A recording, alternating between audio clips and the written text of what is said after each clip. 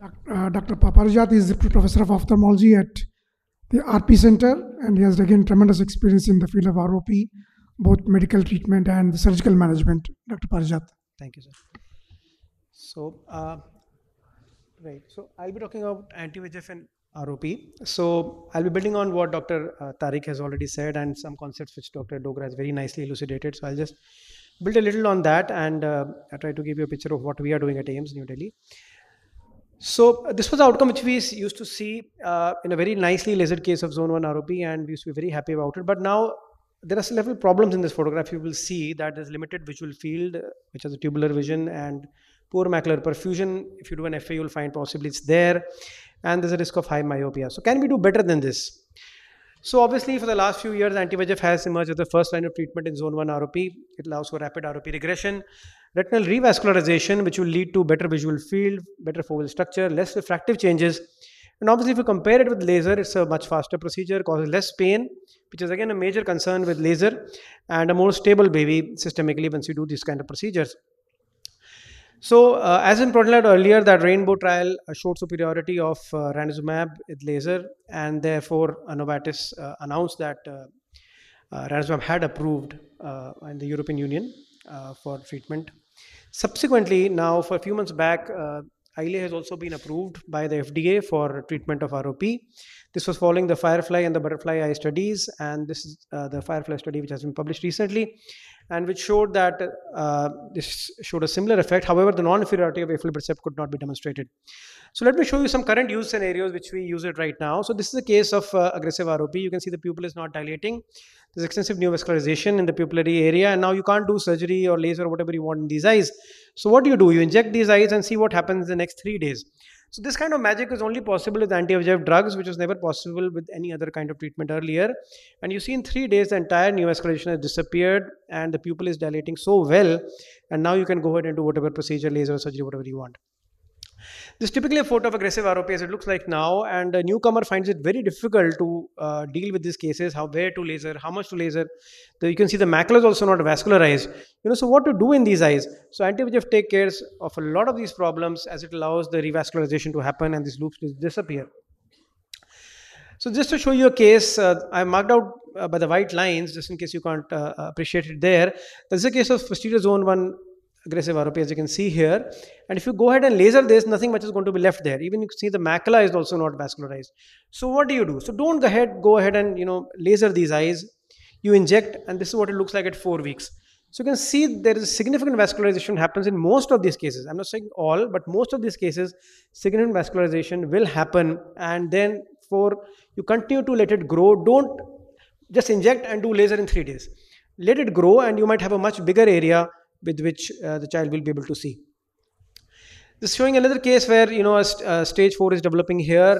There's just again a posterior zone 1 ROP. You can see some preretinal hemorrhage there, and this is 4 weeks after injection. You can see again the retina has grown, the PVD has happened, that white tissue, and surgery could be avoided in this case, and you have a much better seeing retina in this case. This is another situation which possibly you'll encounter again very frequently. The eye has already been lasered. There's a stage 4A happening, and you can see extensive neovascularization is there in this photograph. So what we like to do in these cases, along with surgery, we like to combine it with anti-VEGF injections at the end of surgery under air. So you see this kind of outcome is absolutely not possible if you do surgery alone. This can only be possible with combination therapy. And if you do surgery alone, there's a high chance you can end up with intra-op bleed, post-op bleed, or the retina may just pucker over because a very small retina and there is zone 1. If you do anti-VEGF alone, then again there's just a chance again it might bleed, again might pucker over and might contract. So there's a combination of this works very well. So this is a case again. I want to show you some of the newer indications which we are trying out right now. As Dr. Dogra said, that newer indications are needed for this, and that is where we are reaching. And eventually we are reaching. I agree with Dr. Dogra towards more of pharmacological treatment of ROP, and laser possibly while stay as an adjunct. So this is a case of stage 3. You can see what is happening here. You inject along with laser treatment, and this is just 5 days post injection and laser in this eye. So what I'm just trying to tell you here, in case of threshold ROP, where there's extensive neovascularization happening, possibly in a case like this, where there's a higher chance that the case might progress despite laser, you might consider adding anti-VEGF along with it in 1 or 2 days. and this will lead to much better outcome and will make the response much more predictable. If you do a laser in this eye, there's a high chance it might still continue to progress and might go into sequelae, but if you combine it, it might be a more predictable outcome. So it's important to know that this is not a magic drug, and if you continue to inject in every eye, then things can go wrong. So this was a case which came to us. This case is lasered. You can see it's again going into 4A. So this case we advised surgery. However, the referring surgeon decided to continue and do an anti-VEGF injection in. So in 1 week, it's already gone into stage 4B. So it's not a magic drug. Do not continue to inject in cases where it is not indicated. In some cases, surgery might be more valuable than an anti-VEGF injection. So if a surgery is indicated, it's better to go for surgery and not do anti-VEGF in this size. So which drug to use? So a lot of these drugs are available in the market. All of them work very well. All of them have a good regression pattern. Although it's been reported in literature that Eylea and bevacizumab have a longer acting action, have less recurrences than ranibizumab.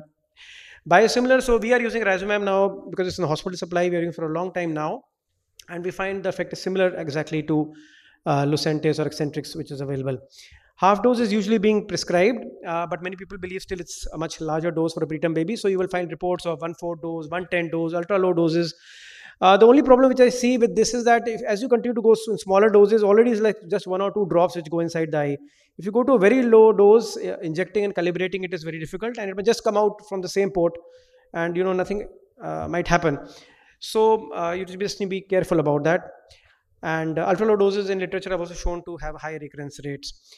So how many injections? Usually 1 injection works very well, and obviously I'll just come to the reactivation part just after this. And but many people like to give multiple injections as well, so I'll just come to that. So systemic concerns are there. They have been there for a long time. They have been there for the last 10 years, and multiple reports are there.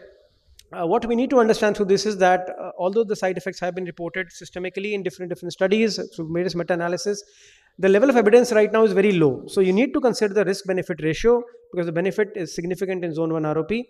And you also need to, so we did a Cochrane study also about this, and again the same thing is there. A lot of reports are there, a lot of case reports are there, but the level of evidence right now is low. So you need, which also signifies that you should not use this indiscriminately. We really don't know. Right now we really don't know. 5 years is a very small period, 10 years is a very small period.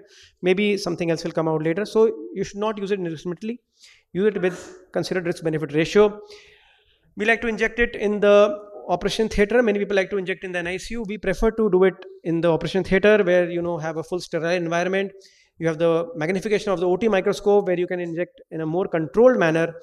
We like to inject bilaterally in the same setting. Obviously you need to take parent consent, and you need to do it as you need to change the syringe, you need to change the op site and gloves, etc., and take all possible care. So just a quick word on the challenges which are there. So we get a lot of cases coming with cataract, a lot of the cases coming with endophthalmitis to our center, which are all injected outside. So we just need to be aware that these problems happen. So if you do it in the operation theater, you do it under proper magnification, these problems can be avoided. Peripheral avascular retina is a concept came out in ICROP3. It's a reality. So you inject, it grows 80% and then it stops growing. Then what do you do? So if you leave a large PAR unattended, there's a chance of late reactivation. There's a chance that these peripheral retinal changes may occur when child is 5 years old, 10 years old.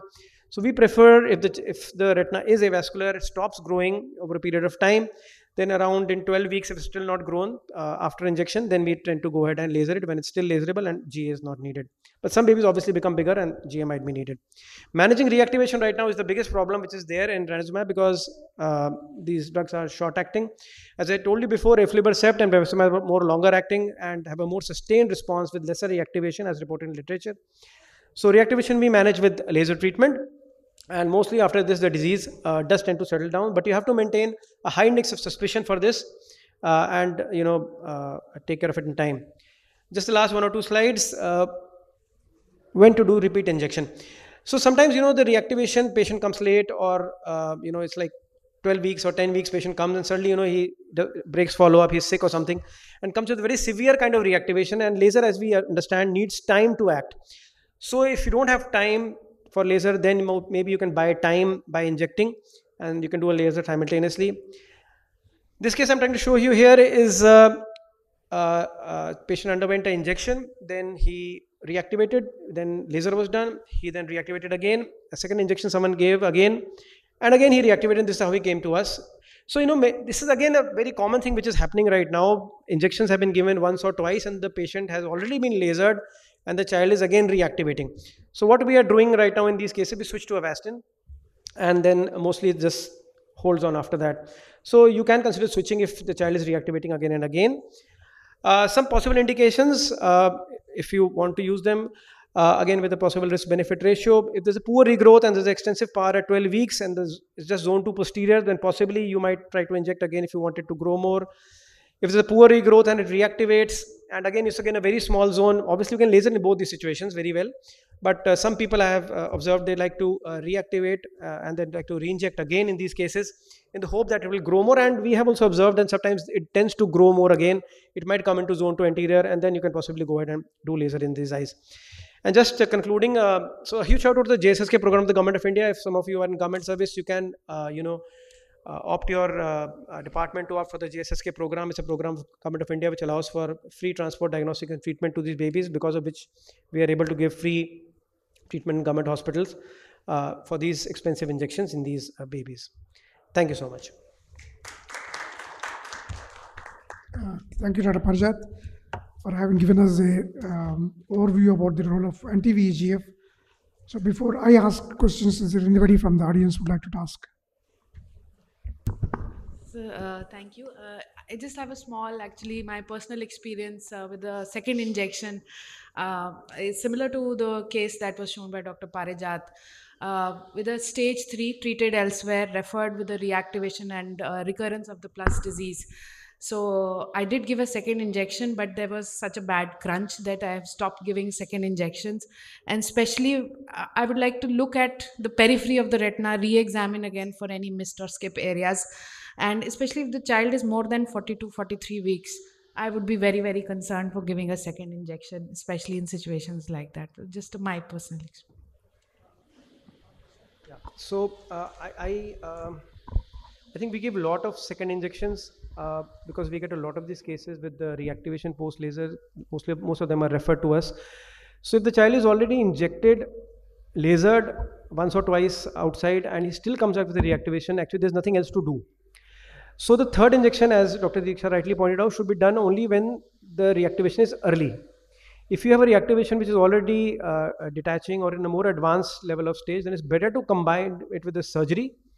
Otherwise, you will get a crunch effect, and then it becomes even more difficult to manage. Especially if it's a very small zone, just crunch over and close, and then you will have a more anxious parent that what did you do, and this is there. So we pick up early reactivation for all these cases I showed you. Early reactivation, you can try all this. If it's late, then possibly surgery might be a better option. You would like to say anything? I'd like to ask about your opinion on the pallor of the disc and the effect that it might have on the vision after injection, especially repeat injection. The pallor of the disc and the disc pallor, it looks paler than those with laser, and the arteries also look thinner. So especially with repeat injection, what do you think the pallor of the disc will have on the vision of the child? Okay, so regarding what you said, I think Madam has already shown that study which was just presented by Dr. Tariq, that after injection, this is observed. The vessels become very thin and narrow and all this, but eventually this thing, fixes itself up. But having said that, I think it's also very important to understand there's a chance of consecutive optic atrophy. If a large amount of laser is done and you keep on doing this again and again, there is a chance that, as you said, that the disc can start get too pale, the retina can start to become like this. So again, all with a pinch of salt, it has to be done. So as I'm saying, this all risk-benefit ratio has to be taken. I'm not advocating multiple injections at all. I'm just saying in particular case scenarios, you might consider using it. Otherwise, one injection and laser works very well in most of the cases, and it should not be mostly done. Can I make a comment?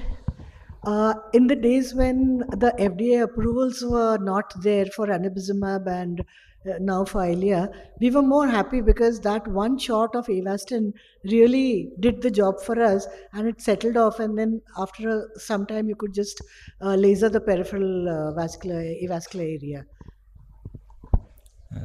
I just wanted to ask, sir, in today's, with the evidence that we have today, would it be right to say that anti-VEGF is the first line or the standard of care for zone 1 ROP, or would you like to say that combined treatment is the standard of care? So I think it's the same thing. I would agree that zone 1 may it's better to inject first, and obviously it eventually becomes a combination only. It grows and 6 to 8 weeks come back and you do laser. So eventually it's a combination treatment if you see in the end of the story. So if you give Avastin or Bevacizumab, then the recurrence and the need for second session of treatment, any other treatment, is less than 10 to 12%. If you use Razumab or Ranibizumab, already the evidence is presented, then almost 50 to 60% would need second treatment.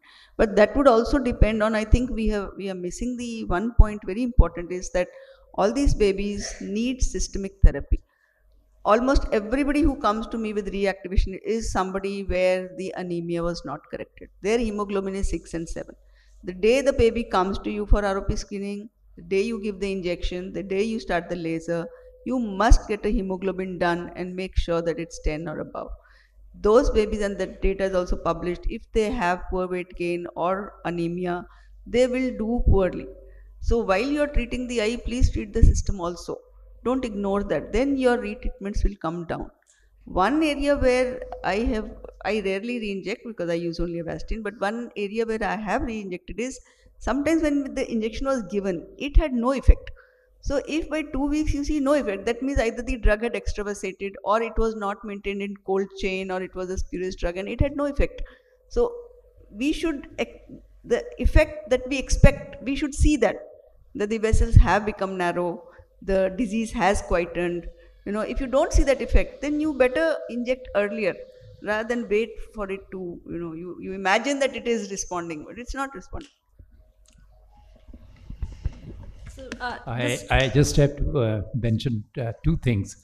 One is about the dose part. I think now several studies are published. If you are going to give low dose, you're going to have a very high recurrence. So that is very well known. And another thing is, I think what is happening is if we are not lasering this peripheral retina and it is left there, so the late problems which we are seeing, you see, the laser treatment was very good. You laser to ora serrata, so you'll never have detachment, other issues, and very few cases would have that. Rather spontaneously regressed cases would have that. So I think we are going to enter into another phase, and we have to be prepared for that, that we'll have a lot of those things happening there.